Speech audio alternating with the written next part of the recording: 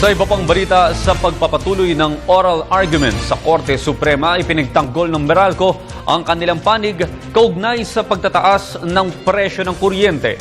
Para sa detalye, balita mo kami Joseph Parafina. Tulad ng inaasahan, ipinagtanggol ng Meralco ang kanilang panig hinggil sa pagtataas nila ng singil sa kuryente bago matapos ang taon noong 2013.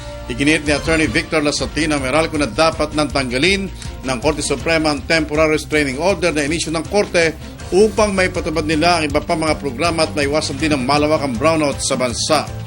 Sa nasabing oral argument, 14 ang mga justices ang nag-attend maliban na lamang kay Justice Perlas Bernabe, imbit naman sa nasabing usapin.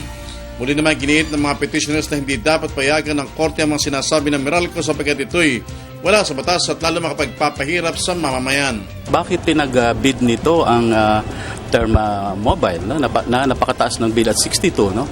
Ito yung mga unprecedented incidents during that time na nag-spike sa prices na pinapasa ng Meralco at na TRO nga. No? Matamang pinakinggan naman ng Energy Secretary ang paliwanag ng mga panig sa nasabing oral argument na ito, bagamat di siya nagbigay ng anumang pahayag sa unang bahagi ng argumento.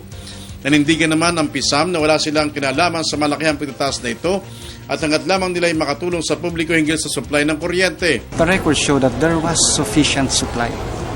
There was sufficient supply from November 11 all the way to December 1. There was sufficient supply.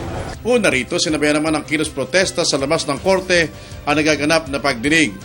Naging mapanuri naman ang dalawang dalubhasa mula sa University of the Philippines na tinatawag na Friends of the Court sa kanilang mapanuring mga tanong sa mga nagbibigay ng kanilang posisyon. Para sa Telebisyon ng Bayan, Joseph Parafina.